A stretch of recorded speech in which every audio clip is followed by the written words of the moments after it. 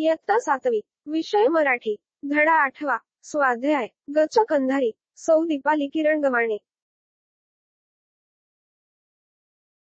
प्रश्न 1. खालील वाक्य वाचा. प्रत्येक घटनेमागील तुम्हाला जाणवलेली कारणे लिहा. अ. सदा मडकी विकून येताना गाढवाच्या पाठीवर बसून येत असे. उत्तर. सदा मडकी विकायला जात असताना ती गाढवाच्या पाठीवर लादून नेत असे. जी मडकी शिल्लक राहत ती ओळखीच्या माणसाच्या घरी ठेवत असे. त्यामुळे गाढवाची पाठ रिकामी असे. म्हणून सदा मडकी विकून येताना गाढवाच्या पाठीवर बसून येत असे. आ. गजाने वडिलांसोबत जाण्याचे नाकारले. उत्तर. सदने वाघासिंहाला खाणाऱ्या गचकंधारीची भीती गजाला दाखवल्यामुळे गजाने वडिलांसोबत जाण्याचे नाकारले. इ. वाघ सदाच्या दुप्पट हलू लागला. उत्तर.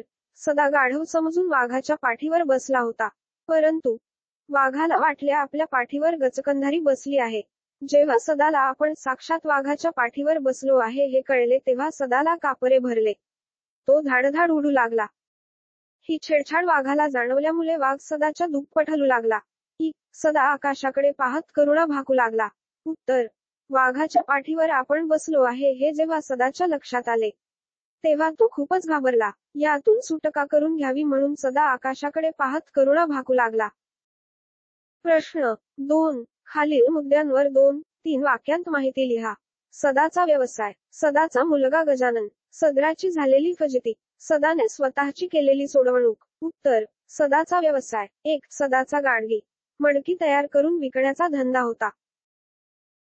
सदाचा मुलगा गजानन. 2. सदाला गजानन नावाचा मुलगा होता. एकदा त्याने सदूबरोबर शेजारच्या गावी बाजाराला जाण्याचा हट धरला. त्याच वेळी आदल्या रात्री वादळी पाऊस पडला. त्या तडाख्यात सापडलेला एक वाघ सदाच्या घराच्या मागच्या भिंतीला लागून असलेल्या पडक्या खिंडारात लपून बसला होता. सदराची झालेली फजिती. 3. गाढवाला शोधात सदा काळोखात त्या खिंडारात आला. वाघाला गाढव समजून सदा त्याच्या पाठीवर बसला. सदूच्या व मुलाच्या संवादातून वाघाला गचकंधारी बाबत समजले होते. तिची भीती वाघाच्या मनात होती. सदा पाठीवर बसलेला बघून वाघाला वाटले की गचक अंधारी बसली आहे. म्हणून वाघ प्रचंड घाबरला. सदाने स्वतःची केलेली सोडवणूक. 4. सदाला जेव्हा आपण गाढव समजून वाघाच्या पाठीवर बसलो आहे हे कळले तेव्हा तोही खूप घाबरला. अशा प्रकारे दोघांच्याही गैरसमजुतीमुळे दोघांचीही घाबरगुंडी उडाली. या परिस्थितीतून सदा स्वतःची सुटका कशी करून घ्यावी या विचारात होता. तेव्हा वाघ वडाच्या झाडाखालून जाऊ लागताच सदूने लोंबकळणारी पारंबी पकडली व सरसर झाडावर चढून गेला. पाठीवरून गचकंधारी गायब झाल्यामुळे वाघानेही पळ काढला. प्रश्न 3. कोण? कोणास व का म्हणाले? अ. कै भेव नौका दाखू मले वाघा फाघाचा. उत्तर. असे गजानन आपले वडील सदा यांना म्हणाला. सदाला आपला मुलगा गजानन याला बाजारात न्यायचे नव्हते म्हणून तो गजाननला वाघाची भीती दाखवत होता. हे नाकारण्यासाठी गजानन आपल्या वडिलांना म्हणाला. आ. या वक्ती जंगलात कधी ना ते गचकंधारी भेटली तर म्हणू नको मले. उत्तर. असे सदा गजाननाला म्हणाला. गजानने बाजारात येण्याचा हट धरला होता म्हणून सदाने त्याला गचकंधारीची भीती दाखवण्यासाठी असे म्हटले. इ. गचकंधारी झटके देऊन राहिली. उत्तर. असे वाघ स्वतःच्या मनाशी म्हणाला. सदाला आपण वाघाच्या पाठीवर बसलो आहोत हे कळल्यावर सदा घाबरून धाडधाड उडू लागला. वाघाला वाटले की हे गचकंधारीचे कृत्य आहे. म्हणून वाघ स्वतःशीच हे वाक्य म्हणाला. इ. गचकंधारी आज आपल्याला खाल्ल्याबिगर राहत नव्हती. उत्तर. असे वाघ स्वतःच्या मनाशी म्हणाला. पारंबीला लोंबकळून सदाने वाघापासून स्वतःची सुटका करून घेतली. तेव्हा वाघाला वाटले की गचकंधारी आपोआप गेली. म्हणून घाबरलेला वाघ स्वतःशीच असे म्हणाला. प्रश्न 4. खालील चौकोनात विशेष व विशेषणे एकत्रित दिली आहेत. त्यांच्या योग्य जोड्या लावा. काळोख. विलक्षण. पारंबी. पाऊस. वादळी. लोंबणारी. चपळाई. कीट.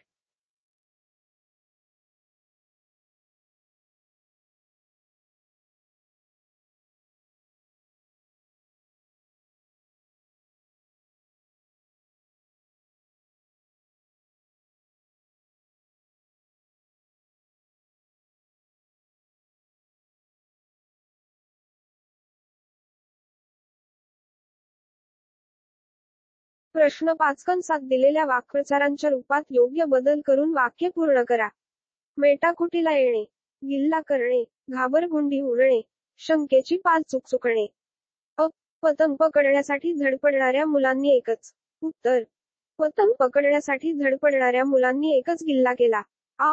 उघड्या भांड्यातील पाणी पाहून अबोलीच्या मनात. उत्तर. उघड्या भांड्यातील पाणी पाहून अबोलीच्या मनात शंकेची पाल चुकचुकली. इ. लहान मुलांची मस्ती बघून आईचा जीव. उत्तर. लहान मुलांची मस्ती बघून आईचा जीव मेटाकुटीला आला. इ. पोलिसांना बघून चोरांची. उत्तर. पोलिसांना बघून चोरांची घाबरगुंडी उडाली. माझे वाचन. हा पाठ वाचताना तुम्ही खूप हसलात, असे पाठातील विनोदी प्रसंग सांगा. उत्तर. 1. वाघाला गाढव समजून सदा वाघाच्या पाठीवर बसला. 2. सदाच्या अंगाला घाम फुटला. तो वाघाच्या पाठीवर बसला, पण त्यामुळे वाघ घाबरला. त्याला वाटले की गचकंधारी आता आपल्याला पाण्यात भिजवून खाणार. 3. आपला जीव वाचण्यासाठी सदा वडाच्या झाडावर चढला. पण वाघाला मात्र आपणच गचकंधारीपासून सुटलो याचा आनंद झाला आणि तो पळत सुटला. गचकंधारी हे पाठातील पात्र काल्पनिक आहे की खरे, याबाबत तुमचे मत लिहा. उत्तर. गचकंधारी हे पात्र पूर्णतः काल्पनिक आहे. कारण गचकंधारी या नावाचा कोणताही प्राणी अस्तित्वात नाही. ही लेखकाची एक कल्पना आहे. पाठाच्या दृष्टीने गचकंधारी या पात्राचे महत्त्व स्पष्ट करा. उत्तर. गचकंधारी हे पात्र काल्पनिक असले तरीही ते या कथेचे नायक आहे. या कथेतील सर्व कथानक या पात्राभोवती फिरत राहते. गचकंधारीचे नाव व वर्णन ऐकून सदूबरोबर बाजारात जाण्याचा हट गजानन सोडून देतो. वाघाने गचकंधारीला पाहिले नसले तरीही वाघ त्याला घाबरतो. शेवटी गचकंधारीपासून आपली सुटका झाली या आनंदात वाघ पळून जातो. एकूणच संपूर्ण कथानक गचकंधारीने व्यापलेले आहे. हे या पात्राचे पाठातील महत्त्व आहे. आपण समजून घेऊया. खालील परिच्छेद वाचा. त्यातील शब्दयोगी अव्यय अधोरेखित करा. उत्तर. आमच्या शाळेसमोर वडाचे झाड आहे. झाडाभोवती भक्कम पार बांधला आहे. त्या पारावर बसून आम्ही डबा खातो. झाडाखाली खेळतो. शाळेची घंटा होईपर्यंत झाडाजवळ मुलांची गर्दी असते. हे वडाचे झाड शाळेच्या पहिल्या दिवसापासून मला एखाद्या मित्राप्रमाणे वाटते.